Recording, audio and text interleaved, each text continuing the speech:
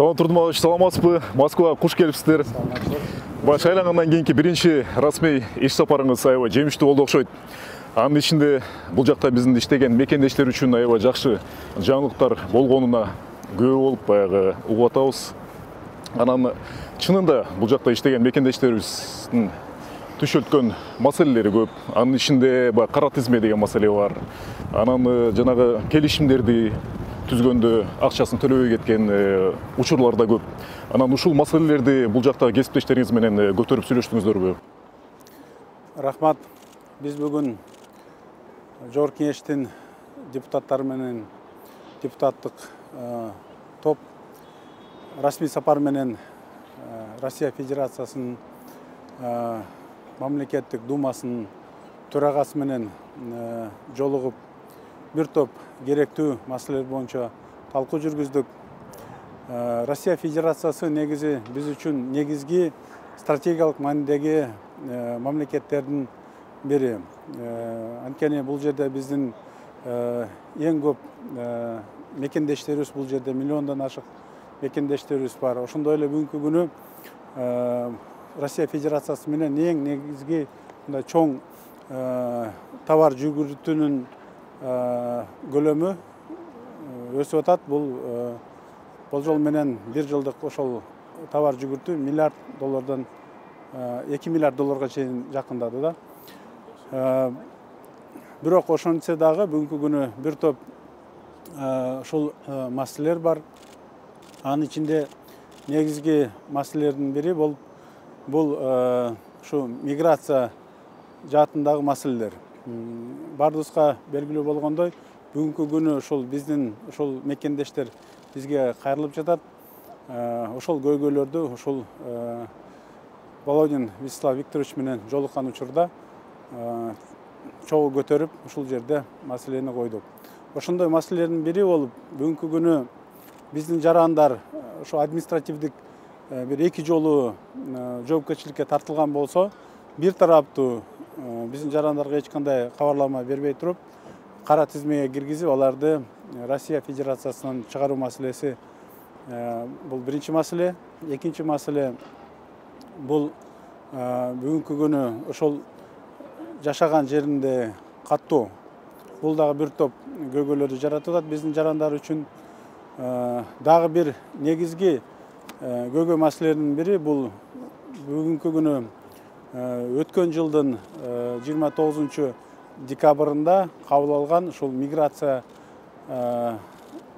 маселеси боюнча кабыл алган Россия Федерациясынын мыйзамдары. Аталган мыйзамдардын талабы боюнча ушул Россия Федерациясына келген чет элдик жарандар 30 күнүн ичинде 6 жаштан өйдөнкүсү атайын ушул медициналык кароодон өтүп, дактилоскопия тапшырып, бир топ ушундай жанакы көрсөтүлгөн тартиптен өтүүсү каралган. Бул маселе албетте бир топ биздин жарандарга көйгөй жаратты. Анын ичинде ошол Сахаровада болуп аткан кезектерди биз өзүбүз көрүп, байкап турдук. Ушул маселелерди дагы ушул жолугушууда көтөрдүк. Аталган маселелерди биздин коллегалар түшүнүү менен кабыл алынышты. Ошол эле учурда биз дагы түшүндүрдүк. Биз Россия Федерациянын мыйзамдарын сыйлайбыз. Бирок биз ошол экономикалык жанакы Евразиялык экономикалык бирликке кирген мүчө мамлекет катары биздин шарттар башка мамлекеттердин жарандарына караганда өзгөчө болуш керек. Анткени негизги ошол бирликке кирүүнүн максаты бул товарлардын эркин жүгүртүүсү, ошондой эле биздин жумушчулардын эркин жүрүүсү негизги биздин максат болгон. Мына ошол себептен биз ошол Россия Федерациясынын Госдумасынан жалпы Евразиялык экономикалык бирикменин жарандары үчүн бул талаптарды алып салууну өтүндүк. Же болбосо кандайдыр бир өзгөчө тартиптерди киргизүүнү бул ушул өзүбүздүн эле бирликтин алкагында Кыргызстанда эле ушул Россия Федерациясында талап кылынып аткан эрежелерди киргизип, ошол эле жерден ошол медициналык кароолорду өтүп, мындан сырткары жанакы тиешелүү эрежелерин сактап, камсыз кылып, жана тиешелүү сертификаттарды Кыргызстандан берип, бул жака жөнөтүүнү сунуштадык. Аталган маселе менен боюнча алар түшүнүү менен кабыл алынды. Жана бул боюнча бул маселелерди өкмөткө тапшырып, жана протоколдук тапшырмаларды берип, карап чыгууга даяр экендигин билдирди. Бардык коюлган маселелер боюнча биз мындай бир топ мындай бири-бирибизди түшүнүштүк. Жана негизги бизге өзгөчө мамилеси бул ошол биздин негизги биздин дагы буларга болгон сыйыбыз, урматыбыз. Албетте бизде орус тили расмий тилдердин катарына кирет.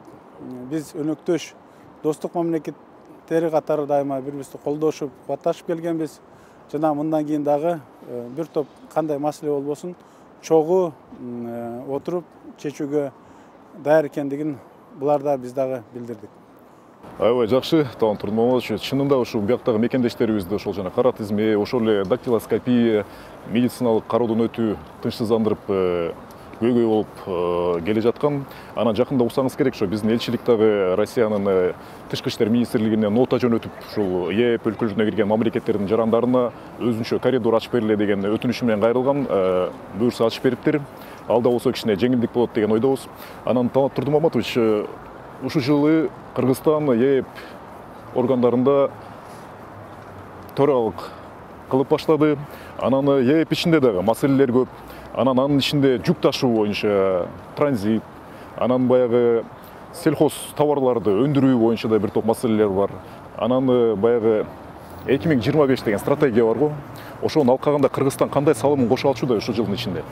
1 январдан тартып ушул жылы ЕЭПтин төрагалыгы Кыргызстанга өттү. Биз үчүн аябай жооптуу мезгил. Биз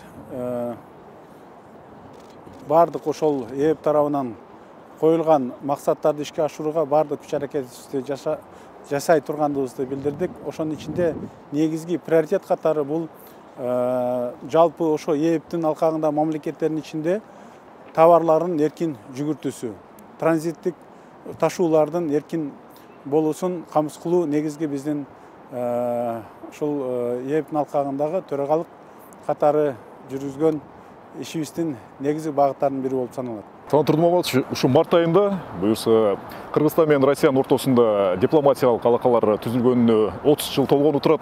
Анан бул жаатта парламент аралык же өкмөттөр аралык кандай бир чоң бир иш-чаралар пландалып жатат? Бөлүшө кетсеңиз. Быйылкы жылы жалпы Россия Федерациясы менен Кыргызстандын дипломатиялык мамилелеринин түзүлүшүнө туптура 30 жыл толуп отурат. Бул мындайча айтканда юбилейлик сан, юбилейлик дата. Биз ушул парламент багытына дагы бул юбилейди чогуу бир жогорку даражада тозобуз деп иш пландарга киргизип атабыз. Анткени эң негизги багыт бул достук мамилени сактоо, бирге ошо экономиканы өстүрүү жана жалпы эки элдин кызыкчылыгын үчүн ар бирибиз кызмат кылуу. Бул негизги баарыбыздын милдетибиз. Негизги биздин багыттарыбыздын дагы негизи.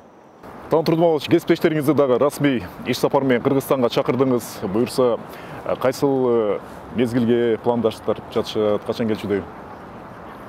Биз ушул учурдан пайдаланып МПА СНГнын төрайымы Матвеенко Валентина Ивановнаны, ошондой эле Россия Федерациясынын Госдуманын төрагасы Володин Вячеслав Викторовичти расмий сапар менен Кыргызстанга келүүсүн жөнүндө расмий чакырдык. Бул чакыруулар албетте алар келген соң биздин ушул эки өлкө парламенттик мамилелерибизди чыңайт жана жаңы деңгээлге чыгарат деген ишеничтебиз. Дана Турдумбаевич, чоң рахмат. Ушундай суукка карабай, бай эл менен жакын дегенде эл арасында ушундай интервью берип атканыңызга буюрса ушул сүйлөшүлгөн баардык маселелер ишке ашат деп терең ишенебиз. Рахмат сизге.